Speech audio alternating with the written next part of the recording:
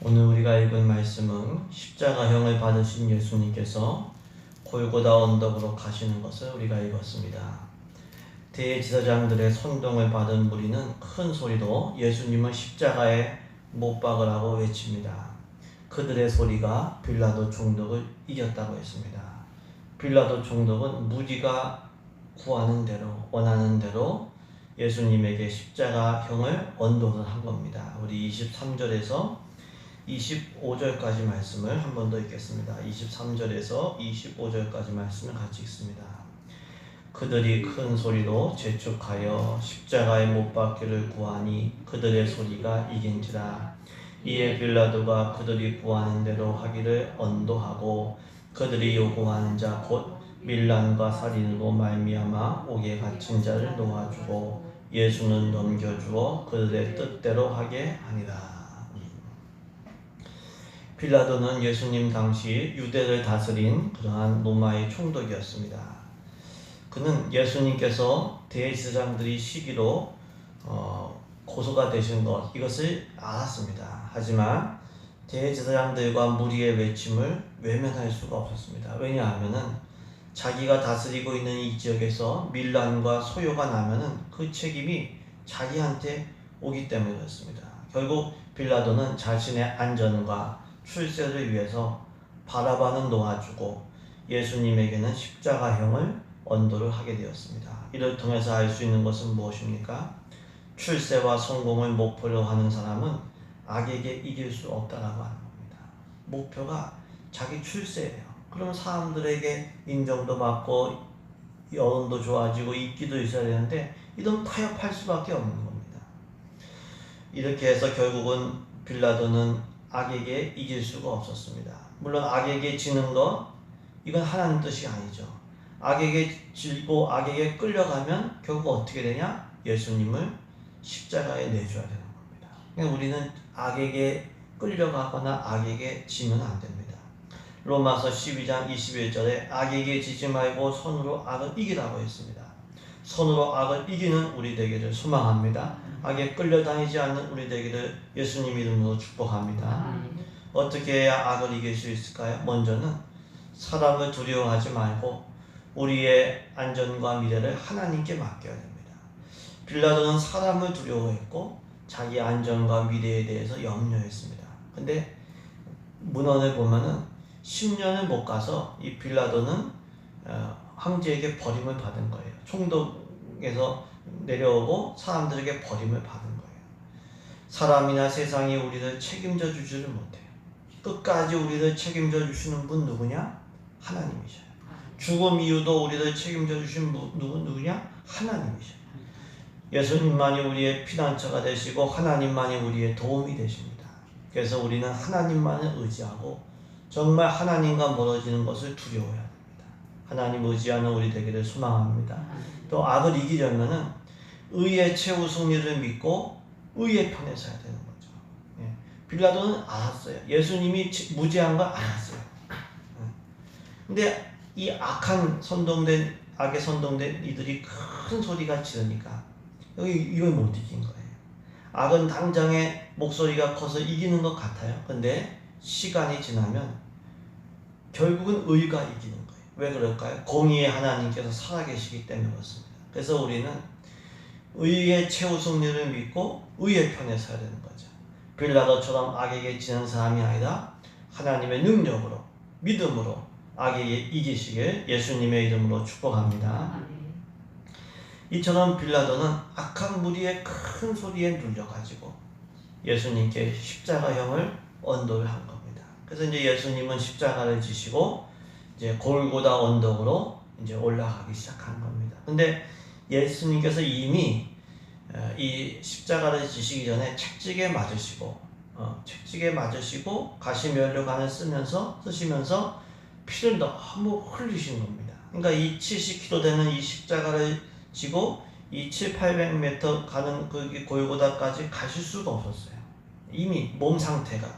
그러니까 이 로마 군인들이 알고 옆에 있는 구레네 사람 시몬을 붙들어서 예수님의 십자가를 그에게 지우고 예수님을 따르게 한 것입니다. 우리 26절 말씀을 한 번 더 읽도록 하겠습니다. 26절 말씀 우리 같이 읽습니다.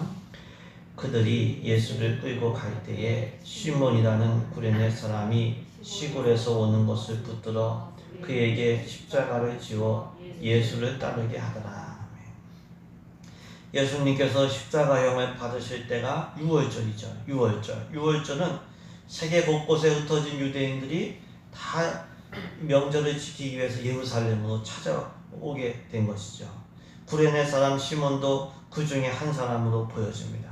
마태복음 27장을 보시면 로마 군인들은 구레네 시몬에게 억지로 예수님의 십자가를 지어가겠다고 했습니다. 억지로 지은 겁니다. 근데 나중을 보시면은 우리가 로마서 말씀을 보거나 이렇게 보면은 이 구레네 시몬의 가정이 초대교회의 아주 중요한 인물들이 되었다고 하는 걸 알 수가 있어요. 그의 아들 루포 같은 경우, 그의 부인 같은 경우 아주 굉장히 중요한 인물이 된 겁니다. 이를 통해서 알 수 있는 것은 무엇입니까? 억지로라도 십자가를 지고 가면 나중엔 그게 복이 되는 거예요. 하나님 나라의 귀하게 쓰임받게 된다고 하는 것입니다. 그렇기 때문에 우리도 구레네 시몬처럼 억지로라도 십자가를 지고 예수님을 따라가야 돼요. 구레네 시몬은 예수님의 십자가를 지고 예수님을 따랐다. 이 말씀이 마태복음 말씀을 기억나게 하죠. 마태복음 16장 24절에서 예수님께서 제자들에게 이르시되 누구든지 나를 따라오려거든 자기를 부인하고 자기 십자가를 지고 나를 따르라. 결국 그리스도인이 누구일까? 예수님의 제자가 누구일까요? 십자가를 지고 예수님을 따르는 사람이에요. 구레네 시몬이 그랬어요. 예수님 십자가를 지고 예수님 따라간 겁니다. 골고다까지. 이 십자가는 고통과 참혹한 죽음의 상징이죠. 고통스러워서 다 외면하고 싶은 거예요. 근데 예수님을 따라 십자가 고난의 길을 갈 때 부활의 영광에 이르게 되는 겁니다. 그래서 그리스도인은 누구냐? 십자가를 지고 예수님을 따라가는 사람. 바울도 그랬어요. 골로새서 1장 24절에 나는 이제 너희를 위하여 받는 괴로움을 기뻐하고 그리스도의 남은 고난을 그의 몸된 교회를 위하여 내 육체에 채우노라. 예수님께서 남겨놓으신 그 고난을 예수님의 몸인 교회를 위하여 채우는 것을 기뻐한다고 했어요. 우리도 예수님을 따라서 바울과 같은 믿음의 선진들을 따라서 우리가 십자가의 길, 또 고난의 길, 섬김과 희생의 길 가는 우리 모두 되기를 소망합니다. 억지로 해도 가면 복이 되는 거예요. 또 이 구레네 시몬은 의도하지 않게 십자가를 지게 된 겁니다. 옆에 있으니까 어떻게 보면 우연이죠. 인간적으로 보면 우연처럼 보이는 거예요. 끌려와서 이 로마 군병들이 야 너 일로 와. 그래서 가게 된 겁니다. 우리도 의도하지 않고 십자가와 같은 사명을 억지로 감당할 때가 있어요. 의도하지 않았는데 난 이런 뜻이 아니었는데 예수님의 몸인 교회를 위하여 그리스도의 남은 고난을 이건 의도하지 않는데 내 육체에 채워야 할 때가 있는 거예요. 우리가 그때 어떻게 돼야 돼요? 십자가를 버려야 됩니까? 그렇지 않아요. 십자가를 억지로도 져야 되는데 그때 누구를 바라봐야 될까요? 구레네 이 시몬이 예수님의 십자가를 지고 땅만 바라봤다. 이러면 굉장히 힘들었을 거예요. 하지만 예수님, 앞에 계신 예수님, 정말 힘들게 가시는 예수님을 바라봤다면 힘을 얻었을 거예요. 우리도 마찬가지예요. 예수님이 남겨놓으신 고난을 예수님의 몸인 교회를 위하여 우리의 육체에 채울 때에 땅만 바라보면 그러면 힘들어져요. 근데 내가 이 십자가 조금이라도 지면 30분이라도 지면 예수님은 30분이라도 편하실 거고 내가 조금이라도 지면 하나님의 뜻은 더욱더 이루어질 것이다. 이거를 바라본다면 우리가 그 십자가를 기쁨으로 또 믿음으로 감당하게 되는 줄로 믿습니다. 예수님 앞에 가신 예수님 바라보면서 내 앞에 가신 예수님 바라보면서 자원하면서 십자가 지는 우리 되기를 소망합니다. 바울의 믿음은 참 대단한 것 같아요. 너희를 위하여 받는 괴로움을 기뻐한다고 했어요. 구레네 시몬은 억지로 졌는데 바울은 기쁨으로 자원함으로 졌어요. 우리들의 믿음도 처음에는 억지지만 처음에는 의도하지 않았지만 나중에는 기쁨으로 감사함으로 자원함으로 십자가 지고 예수님 따라가는 우리 모두 되게 주님의 이름으로 축복합니다. 이처럼 예수님께서 골고다로 가실 때 구레네 시몬이 예수님의 십자가를 지고 대신 십자가를 지고 예수님을 따라갔어요. 그리고 이제 구레네 시몬만 따라간 게 아니라 또 따라간 사람도 있었는데 예수님을 위하여 가슴을 치며 슬피 우는 여자들이 그 뒤를 따랐다고 했습니다. 근데 예수님께서 그 여자들을 보시면서 뭐라고 하셨냐면 예루살렘의 딸들아 나를 위해 울지 말고 너희와 너희 자녀들을 위하여 울라 이렇게 말씀하셨어요. 골고다로 가시면서 심판의 날이 이르면 자식이 없는 여자가 복이 있다고 할 정도로 끔찍한 일들이 일어나게 될 것이다. 이 고대 시대는 자식이 있어야 되거든요. 무조건 자식이 있어야 복 받는 건데 오히려 자식이 없는 여자가 복이 있다 할 정도로 끔찍한 심판의 날이 이르게 된다. 그날에 얼마나 고통스러운지 사람들이 죽기를 원할 정도가 될 것이다. 이렇게 말씀을 하셨습니다. 우리 27절에서 31절까지 말씀을 우리 같이 읽도록 하겠습니다. 27절에서 31절까지 말씀을 같이 읽습니다. 또 백성과 및 그를 위하여 가슴을 치며 슬피 우는 여자의 큰 무리가 따라오는지라. 예수께서 돌이켜 그들을 향하여 이르시되 예루살렘의 딸들아 나를 위하여 울지 말고 너희와 너희 자녀를 위하여 울라. 보라 날이 이르면 사람이 말하기를 잉태하지 못하는 이와 해산하지 못한 배와 먹이지 못한 젖이 복이 있다 하리라. 그때의 사람이 산들을 대하여 우리 위에 무너지라 하며 작은 산들을 대하여 우리를 덮으라 하리라. 푸른 나무에도 이같이 하거든 마른 나무에는 어떻게 되리요 하시니라. 아멘. 여기서 이 푸른 나무는 예수님을 의미합니다. 푸른 나무는 수분이 많기 때문에 불에 안 타요, 잘. 근데 마른 나무는 수분이 없기 때문에 잘 타죠. 마른 나무는 예루살렘을 의미하는 겁니다. 예루살렘 여자들은 예수님을 위하여 울었어요. 하지만 예수님은 예루살렘에 더 큰 심판의 고통이 찾아올 것이기 때문에 마른 나무가 불에 타듯이 심판의 고통이 더 큰 고통이 찾아오기 때문에 너희 자신과 너희 자녀들을 울라고 하셨어요. 그 고통이 얼마나 큰지 사람들이 산 보고 나 위에 무너지라 이렇게 원한다고 얘기한 것입니다. 근데 그 말씀대로 기원 후 70년경에 이 로마 군대에 의해서 예루살렘이 완전히 함락되었을 때, 무너졌을 때 큰 고통이 찾아왔어요. 로마 군대가 삥 둘려서 어디 가지도 못하니까 이 먹을 것이 없으니까 자녀들을 먹기도 했다는 거예요. 그리고 실제로 산이 무너져서 수천 명의 사람들이 죽기도 했다고 하는 거예요. 결국 예루살렘의 여자들이 흘려야 될 눈물은 예수님을 위한 동정의 눈물이 아니라 자신과 자녀들을 위해서 회개의 눈물, 기도의 눈물을 흘려야 되는 상황이었습니다. 이를 통해서 알 수 있는 것은 무엇입니까? 지금 어떤 눈물을 흘려야 할지 상황 파악이 바로 돼야 된다는 거예요. 우리는 영적으로 무지하기 때문에 이 어떤 상황인지는 모를 때가 많아요. 판단이 안 설 때가 많아요. 예수님은 너희와 너희 자녀를 위해서 울어라. 나를 위해 울지 말고 너희와 너희 자녀를 위해서 울어라. 고난주간을 지나는 우리는 어떤 눈물을 흘려야 될까요?